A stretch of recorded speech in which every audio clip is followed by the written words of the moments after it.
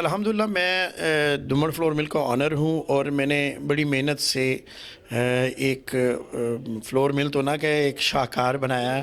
اچھا یہ بتائیے عبداللہ صاحب، اگر بلاول بھٹو سیاست دان نہ ہوتے تو آپ کی نظر میں کیا ہوتے؟ وہ خواجہ سرا ضرور ہوتے۔ یہ آپ کے سامنے جو بیٹا ہے، یہ اعزاز اللہ تعالیٰ نے مجھے دیا ہے۔ مجھے ایک شوق ہے، السلام علیکم ناظرین، آپ دیکھ رہے ہیں کپتان نیو ٹی وی۔ میں ہوں آپ کے ساتھ آپ کا میزبان، آپ کا ہوسٹ زاہد حنیف۔ ناظرین، پروگرام عوام کی باتیں میں آج میرے ساتھ شخصیت موجود ہیں عبداللہ خان دمڑ صاحب، امیدوار برائے صوبائی اسمبلی حلقہ پی پی 112 پاکستان تحریک انصاف۔ آئیے ان سے ملاقات کرتے ہیں، اور بہت ساری باتیں ہوتی ہیں تو ملاقات کرتے ہیں عبداللہ خان دمڑ صاحب سے۔ السلام علیکم سر۔ وعلیکم السلام جی۔ جی بہت شکریہ سر، آپ نے ہمیں وقت دیا۔ سر میں سب سے پہلے آپ سے یہ جاننا چاہوں گا کہ سیاست میں آپ کی جو وابستگی ہے وہ کب سے ہے؟ میں تقریباً کوئی 2000 کی دہائی میں نے بلدیاتی سیاست سے اپنے کیریئر کا آغاز کیا، اور آج تک سٹل آن ڈیوٹی ہوں، اور سیاست زور و شور سے جا رہا ہے۔ اور یہ میرا جس طرح میرے کپتان کا جو ہے وہ آپ کہہ سکتے ہیں کہ 26 سال کی جدوجہد ہے، تو آپ یہ کہہ سکتے ہیں کہ 2000 سے لے کے ابھی تک تقریباً 22 سال مجھے بھی ہو گئے جو میں نے سیاست کا آغاز کیا ہے۔ تو خیر زیادہ دیر میں یہ 26 سال تو نہیں کہہ سکتا، لیکن میں اپنے کپتان کے ساتھ 12 سال سے سیاست کر رہا ہوں تحریک انصاف میں۔ پاکستان تحریک انصاف میں آنے کا مقصد کیا تھا، یا کوئی کسی اور پارٹی سے بھی آفر ہوئی آپ کو ابھی ریسنٹلی؟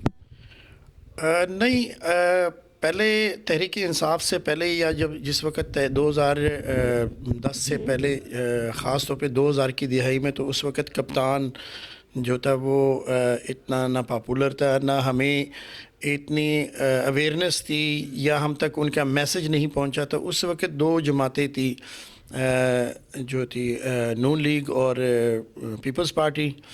اس وقت میں نے نون لیگ کو جوائن کیا تھا، لیکن جب خان صاحب آئے، اور لیکن سچی بات یہ ہے کہ جب میں نون لیگ میں تھا، آپ کہہ سکتے ہیں کہ میں ذہنی طور پہ مطمئن نہیں تھا کہ نہیں، یہ مشن لے کے ہمیں آگے نہیں جانا چاہیے۔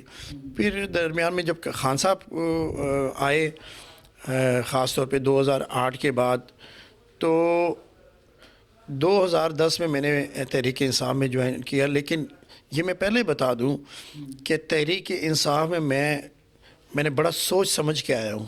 میں نے بغور جائزہ تمام لیڈران کا جائزہ لیا، اور میں نے دیکھا میرے ملک پاکستان کے لیے کون بہتر لیڈر ہے، کون سچا لیڈر ہے، اور میرے آنے والے بچوں کی مستقبل کے لیے کون سا لیڈر بہتر ہے۔ تو اس میں ایک ہی نام آ رہا تھا میرے کپتان کا، عمران خان کا۔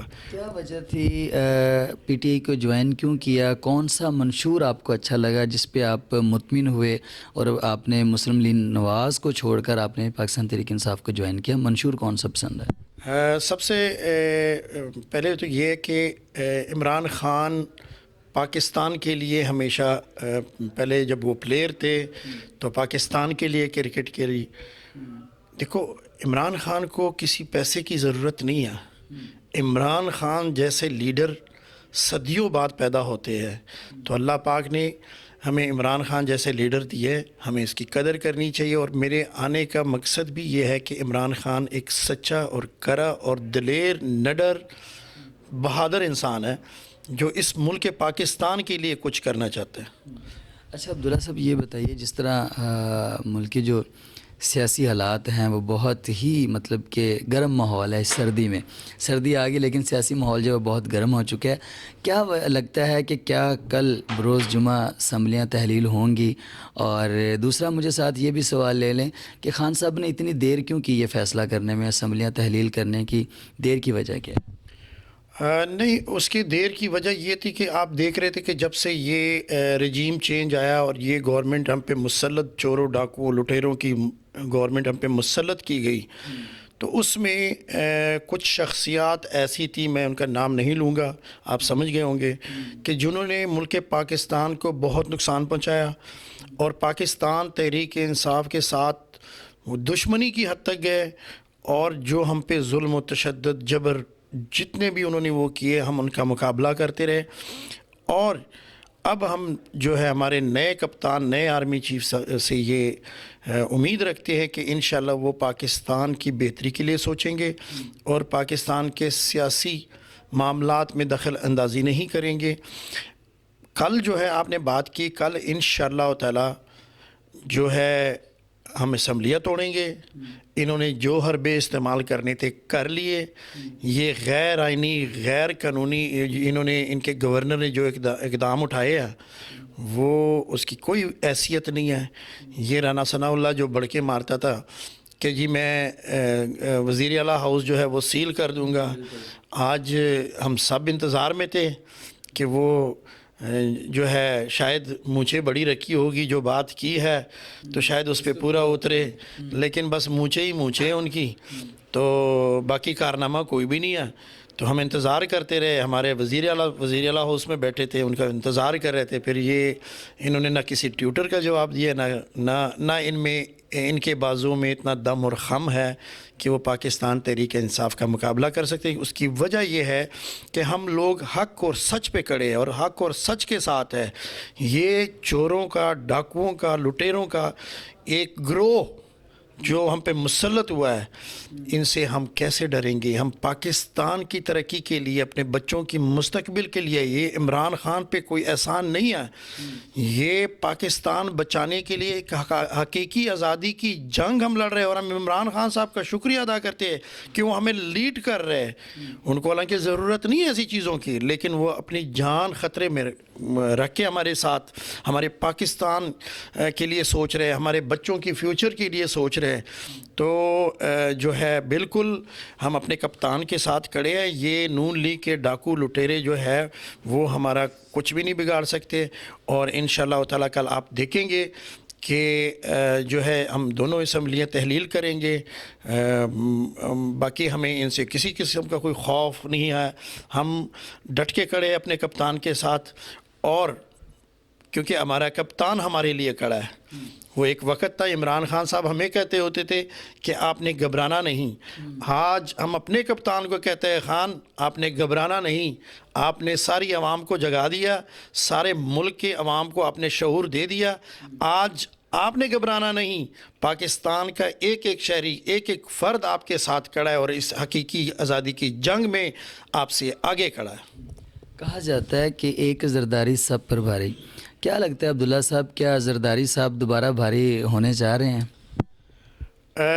وہ وقت چلا گیا، یہ وڈیروں کا، لٹیروں کا دور ختم ہو گیا ہے۔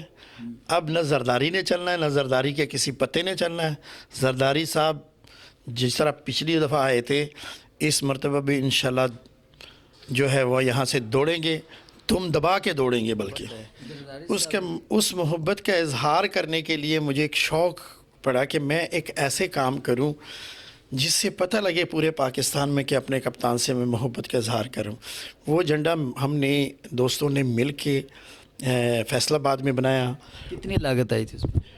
اس پہ غالباً میرے خیال میں اس وقت کیونکہ ہم نے کافی دیر سے یہ بنایا، کوئی 80-90 ہزار روپے تقریباً ہماری اس پہ لاگت آئی تھی۔ آج کل تو اگر وہی جھنڈا لے لے تو لاکھوں میں ہو گیا۔ پھر تو کتنا ٹائم لگا تھا؟